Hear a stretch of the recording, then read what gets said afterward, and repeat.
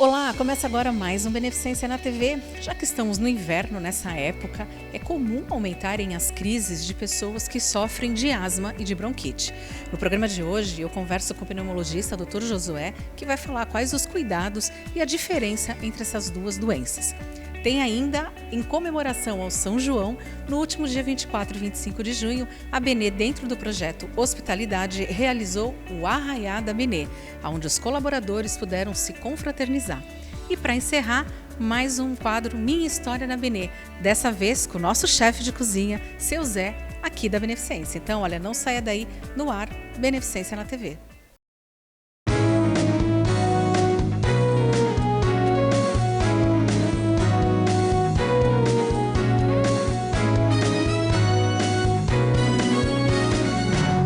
Beneficência na TV. Bom, nessa época de inverno, pessoas que têm bronquite, asma, acabam sofrendo mais. E sobre esse assunto eu vou conversar com ele, que é pneumologista aqui da Beneficência Portuguesa, Dr. Josué. Tudo bem, doutor? Obrigada por aceitar o convite. Às horas, é um prazer estar aqui, já pela segunda vez. Né? Exatamente. Doutor, nessa época de inverno, as pessoas que têm asma e bronquite, elas acabam sofrendo mais mesmo? Essa época é sempre mais propícia para elas apresentarem exacerbações dos seus problemas. Geralmente esses pacientes são crônicos, né? Portador de asma, bronquite, alergias respiratórias, eles têm isso a vida toda. Determinadas épocas do ano favorecem mais a excitação do aparelho respiratório para exibir sintomas mais intensos. Então, na época do frio, a partir do outono já, a umidade do ar começa a diminuir, começa a temperatura a ficar menor também, e isso daí favorece a excitação do trajeto aéreo, que responde de uma maneira de defesa, né? Porque essa modificação de temperatura e de umidade relativa do ar, consequentemente a mudança das características do ar, isso é um fator importante, porque o que leva a dar a crise são as modificações dos constituintes aéreos nesta época do ano. Então a gente tem mais facilidade de inalar particulados e, com isso, inflamar as vias aéreas. Asma e bronquite são doenças inflamatórias, né? E sazonais, de modo geral. Elas são crônicas, São tem crônicas, cura. não tem cura. São incuráveis, mas não são intratáveis. Tá? Então, aquele paciente que trata a sua asma, a sua bronquite, ele dificilmente terá uma crise de grandes proporções quando chega essa época do ano. Né? O mais importante é o tratamento contínuo dessa doença. Né? Então, tem pessoas que passam o inverno, param de tratar. Aí vem o verão, tal, vem primavera, verão, e aquilo fica que mais ou menos estabilizado. E a pessoa abandona qualquer tipo de cuidado. Né? Aí quando chega na época onde a crise vai aparecer, aí realmente o sofrimento vai ser maior. A pessoa bem controlada, ela tende a não ter um sofrimento maior nas épocas em que é comum exacerbar. Agora, doutor, quem tem bronquite e asma, geralmente ela começa a surgir os primeiros sintomas, até fechar um diagnóstico de que aquela pessoa tem isso, em que fase da vida? Na infância ou pode acontecer isso na fase adulta? Isso pode acontecer em qualquer fase da vida. Geralmente a asma é a que começa, o início, a primeira doença respiratória que a gente vai ter é a asma. A asma é uma doença que está ligada a fatores genéticos, fatores ambientais e fatores também emocionais, fatores de história de vida, né? São os principais fatores que levam à asma. A asma é uma doença inflamatória, isso é importante. Isso quer dizer que lá por dentro, a partir do nariz até o bronquíolo terminal, todo o trajeto fica inflamado. Que é isto? Ele fica inchado, ele se modifica. Ele se modificando, ele se inflamando, inchando, ele estreita, né? Fica mais difícil para o ar passar, para o ar sair. Então, é assim que começa, e isso pode aparecer em qualquer idade. Normalmente, a partir da puberdade, há uma modificação no comportamento da doença asmática, que a gente chama de obstrutivas, de modo geral. Eu vou voltar um pouquinho, que eu queria falar, você falou de asma e bronquite. Eu falei de um jeito que dá a impressão que é a mesma coisa. Não é, né? A gente fala em asma, geralmente, para doença na infância, relacionada quase que exclusivamente a fator genético, a fator ambiental, fator alérgico, né? Essa é a asma, uma doença assim que é própria, vamos dizer, da infância. Com o passar do tempo, essas crises vão acontecendo e isto vai levando a uma deformidade brônquica, a uma alteração do trajeto aéreo, levando a deformidades irreversíveis. Aí a gente vai chamar isso de bronquite. A bronquite geralmente é um termo que a gente usa para adultos, para fumantes, para pessoas acima dos 40 anos, né? Quando a deformidade brônquica já não encontra mais maneira de voltar ao normal. Um asmático, ele depois de uma crise, ele retoma a sua normalidade do trajeto aéreo. O bronquítico não. Agora, doutor, também nessa época do ano é muito comum a pneumonia, que hoje está associada à Covid. Quais são os primeiros sintomas que ele apresenta? É uma gripe mal curada ou pode vir sem sintoma nenhum de gripe? Não existe gripe mal curada. As pessoas falam muito isso, né, doutor? Todas as gripes são curadas. Com ou sem tratamento, elas serão curadas. Algumas, porém, podem evoluir para uma situação mais grave, para uma infecção que pegue o trato respiratório inferior e levar a uma infecção secundária, né? A gente, quando fala em gripe, fala numa infecção viral. Aí, quando se associa a isso uma bactéria oportunista, poderemos levar, então, a um quadro pneumônico. O início de uma pneumonia pode ser um sintoma gripal, sim. Um resfriadinho comum, depois começa a ter aumento da secreção, essa secreção vai ficando amarelada, esverdeada, aí já denuncia a presença de bactéria, né? Quando essa sintomatologia evolui, levando a tosse persistente, produtiva, com muco purulento, dor torácica, falta de ar, aí já estamos num quadro que pode ser pneumonia. E nem sempre a pneumonia, lembrando que ela é associada à Covid, né? Você pode ter pneumonia sem estar com Covid. A associação de pneumonia e Covid é uma ideia recente. Faz 1 ano e meio para cá que nós estamos diagnosticando pneumonia por Covid, né? Mas a pneumonia vem muito antes, né? Entendi. Quando se fala em tosse, doutor, como saber que é uma tosse seca, uma tosse com catarro? Porque às vezes a pessoa tem aquela tossezinha, aparentemente não é nada, é uma tosse leve, mas como é que a pessoa consegue perceber que a tosse dela é diferente? Ou que já passou de ser normal? A tosse eventual, que pode ocorrer por estímulo de alergia, de constituintes do ar, né? Mofo, poeira, isso tudo pode levar a uma tosse irritativa, é uma tosse que não tem uma produção grande de muco. E se tiver um muco clarinho, transparente, né? Facilmente distinguível do muco purulento da pneumonia. Então, essa tosse simples dura 2, 3 dias e tende a desaparecer, né? Às vezes só com o aumento da hidratação do corpo essa tosse desaparece.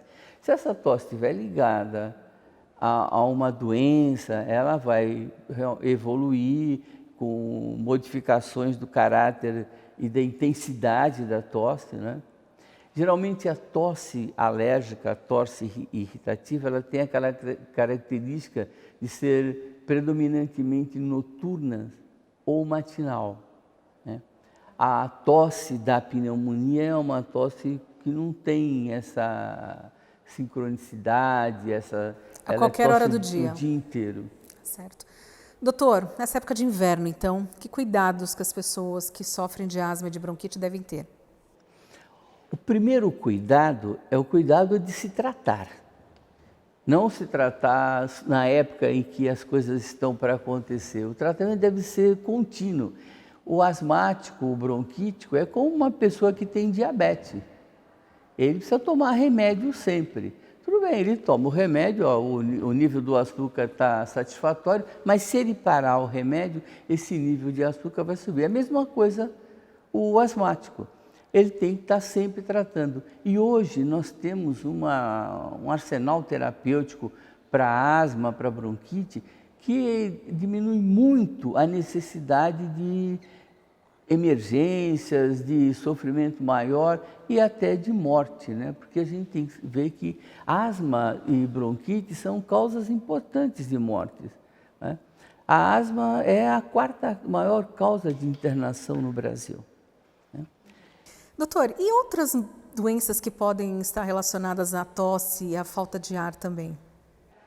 Tem várias situações pulmonares que levam à tosse. O pulmão, o aparelho respiratório, ele na verdade tem 5 sintomas básicos para todas as doenças. Da gripe ao câncer, o aparelho respiratório se manifesta por tosse, falta de ar, chiado, febre, dor torácica. Então, com esses sintomas, você precisa diferenciar bem várias situações, né? Então, a asma a gente vê, é mais comum nas crianças, está relacionada a fatores alérgicos, ambientais e sazonal também. A tosse é mais comum de manhã à noite. Depois temos a bronquite comum, a bronquite também de natureza alérgica, inflamatória. Aí é mais comum na pessoa com mais idade, onde o brônquio já tem algumas deformações. Juntando depois tudo isso, nós temos doenças chamada DPOC, que é a doença pulmonar obstrutiva crônica. A DPOC abrange o conjunto de todos esses sintomas. Quem tem DPOC tem um pouco de asma, de bronquite, enfisema, né? Então tem tudo isso ao mesmo tempo. Aí a DPOC é bastante relacionada ao tabagismo. O cigarro, como já que o senhor falou das pessoas que fumam, o cigarro é o maior vilão para o pulmão? Olha, eu acho que se não fosse o cigarro, eu acho que eu teria que mudar de especialidade. A maioria dos meus pacientes, em todos esses meus 43 anos, 44 anos de consultório, eu devo ao cigarro a minha vida. Foi ele que me trouxe grande número dos meus pacientes. O cigarro é a maior causa de morte evitável do mundo, tá? Então, tenho pouco o que dizer sobre ele, né? É inadmissível hoje em dia fumar. E, graças a Deus, a tendência ao tabagismo está diminuindo bastante. Tá certo, doutor. Obrigada. Agora, mais uma vez, por o senhor participar aqui. Podemos preparar depois outro tema sobre... Fica à vontade, o senhor pode sugerir para a gente também. Tá. Tá bom? Tá aí, bom. tá dado o recado. Você não sai daqui, no próximo bloco eu volto com mais Beneficência na TV. Até já. Estamos apresentando Beneficência na TV. O Hospital Beneficência Portuguesa implanta o mais moderno centro para tratamento de doenças cardioneurovasculares. Além de UTI cardiovascular humanizada com acompanhante, o Hospital do Coração Benecor conta com equipe médica multidisciplinar e equipamentos de última geração. Aparelhos de alta definição permitem o diagnóstico preciso e oferecem os melhores recursos para tratamento cardioneurovascular da região. Benecor, Hospital do Coração, Avenida Bernardino de Campos, 47. Voltamos a apresentar Beneficência na TV. A Beneficência Portuguesa, dentro do projeto Hospitalidade, realizou o primeiro Arraiá da Benê, uma forma de trazer os festejos juninos e confraternizar com todos os seus colaboradores. A partir de agora você confere como é que foi esse dia.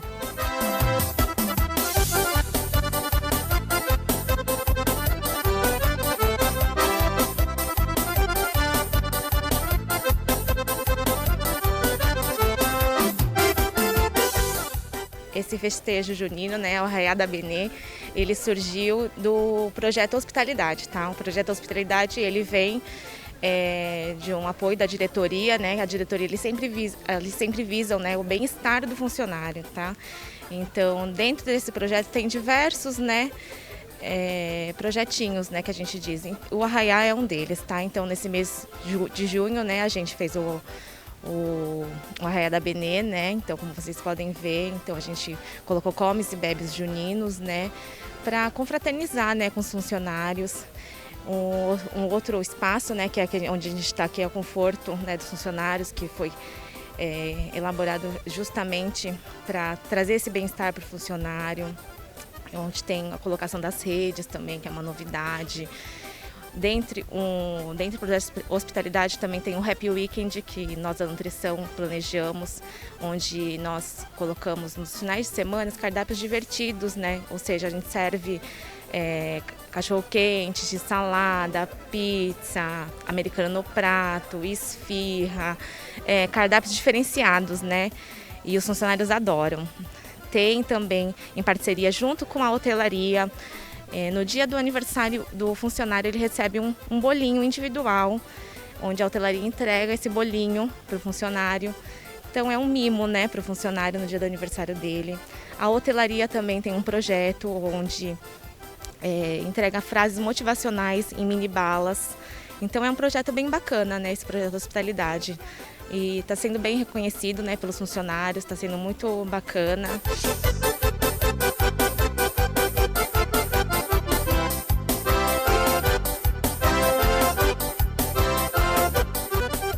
Achando muito legal e positivo, né?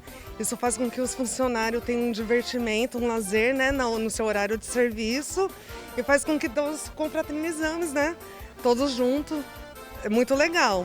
Está maravilhoso. O arroz doce, o doce de abóbora, muito bom. E o bolinho de milho, nossa, muito bom também. Eu gosto desses eventos que a Benê faz para os funcionários, né? É tudo com muito capricho, delicado, faz um carinho na gente sempre, né? É bem gostoso. Quais os quitutes que você gostou mais aqui? De todos, eu comi todos. É tudo que nem eu falei, é tudo feito com muito capricho, né? Com muito carinho, então a gente prestigia experimentando, né?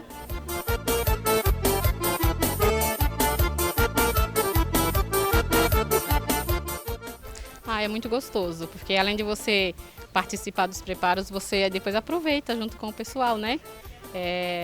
Para mostrar que tá gostoso, tá tudo feito com muito amor, muito carinho, né? Que é pra gente mesmo usufruir. Então, os funcionários aproveitam, degustam cada coisa, um pouquinho de cada, e acaba participando com o pessoal da nutrição, que preparou com muito carinho, né? Pra gente comer à vontade. Em meio a essa pandemia toda que ninguém sai, e é uma maneira de comemorar também, né? Nos unirmos, né? Os funcionários ficam mais motivados, né? A ajuda, dá um pouco mais de alegria, né? Em meio a tantos acontecimentos assim. É gostoso, muito gostoso.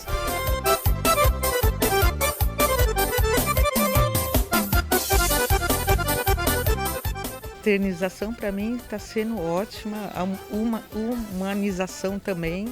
Para mim, eu estou aqui 22 anos, estou muito contente, é um lugar assim que é minha segunda casa, né? E para mim é uma grande novidade ter isso para alegrar a gente. Mesmo a gente trabalhando no horário de descanso, a gente tem uns minutos para a gente confraternizar com o pessoal da Beneficência Portuguesa.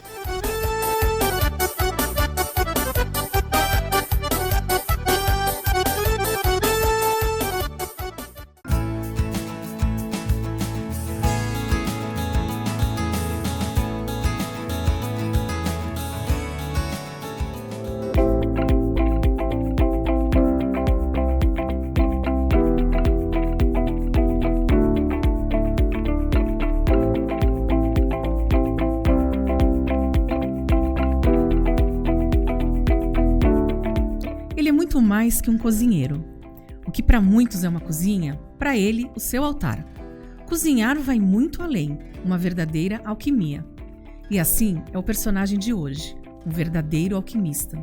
José Nascimento, carinhosamente chamado de Seu Zé, que em dezembro de 1994 se tornou o chefe de cozinha do Hospital Beneficência Portuguesa. Eu trabalhava no Grupo Ticket, no Guarujá, no hotel no Guarujá, e a empresa precisava de um chefe de cozinha aqui na Beneficência Portuguesa. E eles viram que eu era a pessoa preparada, apesar de ser novo, tinha 27 anos, mas que eu já tinha preparo suficiente para tomar conta de uma cozinha, administrar uma cozinha. A cozinha estava um tanto estagnada, os funcionários sem criatividade, sem conhecimento de técnicas de produção. Fomos implantando gradualmente uma renovação da cozinha, né? Novas técnicas, novos pratos, novos cardápios, novas produções.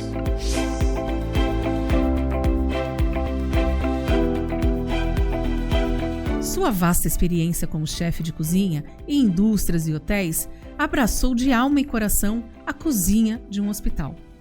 Então, eu trabalhei em hotéis, em indústria, em panificadoras e em hospitais. Então, são cozinhas completamente diferentes. A cozinha de hospital é uma cozinha um tanto mais complexa, devido às dietas, devido às diferenças das pessoas que comem, que se alimentam de uma cozinha de hospital, tais como os médicos, os diretores, os funcionários, os pacientes e suas restrições, né? Existem muitas restrições para os pacientes. Então é uma cozinha que você tem que ter um certo conhecimento, né? Saber o que um pode comer, o que o outro não pode, o que um deve, o que um não deve. Então é uma cozinha um tanto complexa, né? Olha, hoje nós estamos com um número aproximado de funcionários na nutrição, 35, 40 pessoas, né? Trabalhando conosco, envolvendo todos, né? Mas na cozinha propriamente dito, uns 25.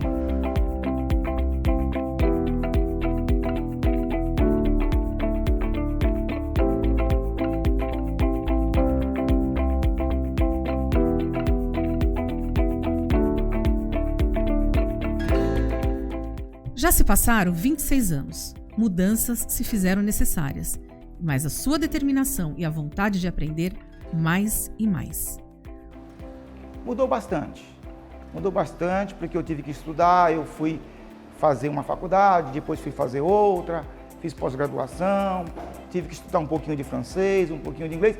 Então há essa necessidade de você sempre ir se aperfeiçoando, não deixar que o tempo te deixe ultrapassado, né? Então mudou muito e teve alguns acontecimentos que mudaram também para melhor.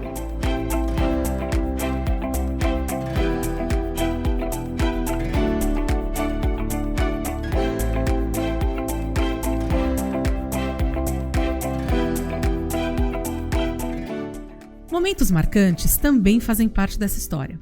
Teve 2 momentos que me marcou muito, que eu precisei ter muita criatividade, porque eu ia cuidar de pessoas a nível mundial, de importância a nível mundial. Foi uma vez que veio o cônsul de Portugal com a sua comitiva, tinha 150 pessoas, e eu precisava criar um prato para o cônsul de Portugal, né? E português, bacalhau, né? Eu precisava criar algo que ele gostasse. Então eu preparei 2 tipos de bacalhau e um crepe Suzette para eles, para a comitiva deles. E foi muito aceitável, eles gostaram muito do tempero, do sabor, da preparação e a apresentação. Elogiaram muito no dia. E uma outra ocasião foi em que eu tive que fazer uma palestra no Salão Nobre, com um grupo de médicos e os diretores, os médicos e professores, uma palestra de gastronomia. E eu pensei, o que eu vou falar para esse povo, né? Um povo instruído, bem instruído, né? E eu criei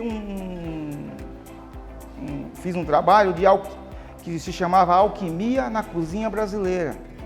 Ou seja, o cozinheiro ele é um alquimista, ele cria, ele tem que entender o que combina com o quê, entender a cabeça das pessoas para saber o que elas querem comer e entender o gosto das pessoas, mesmo sem as conhecer.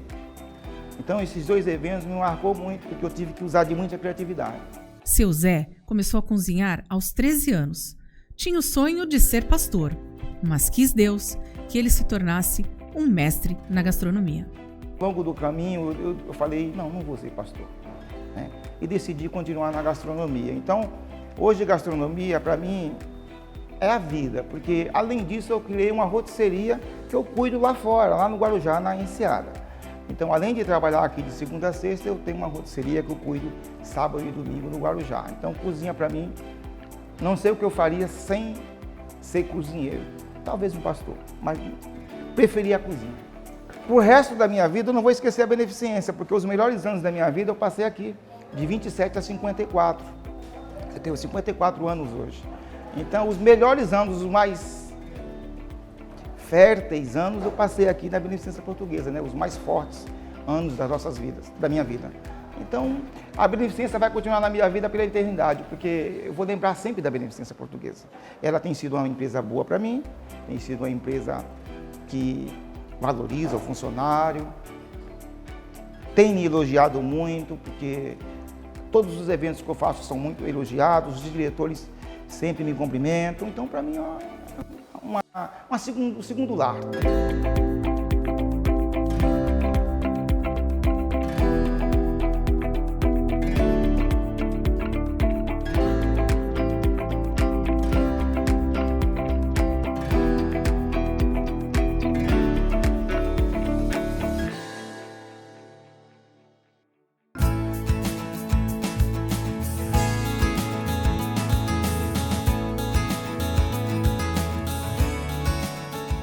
Tá aí a linda história dele, que carinhosamente chamado por todos aqui na Benê, nosso chefe de cozinha, Seu Zé.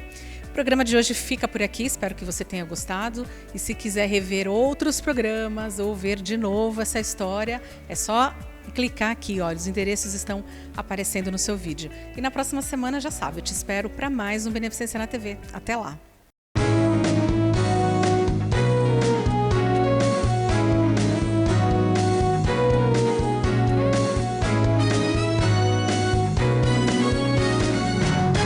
Beneficência na TV. O Hospital Beneficência Portuguesa implanta o mais moderno centro para tratamento de doenças cardioneurovasculares. Além de UTI cardiovascular humanizada com acompanhante, o Hospital do Coração Benecor conta com equipe médica multidisciplinar e equipamentos de última geração. Aparelhos de alta definição permitem o diagnóstico preciso e oferecem os melhores recursos para tratamento cardioneurovascular da região. Benecor, Hospital do Coração, Avenida Bernardino de Campos, 47.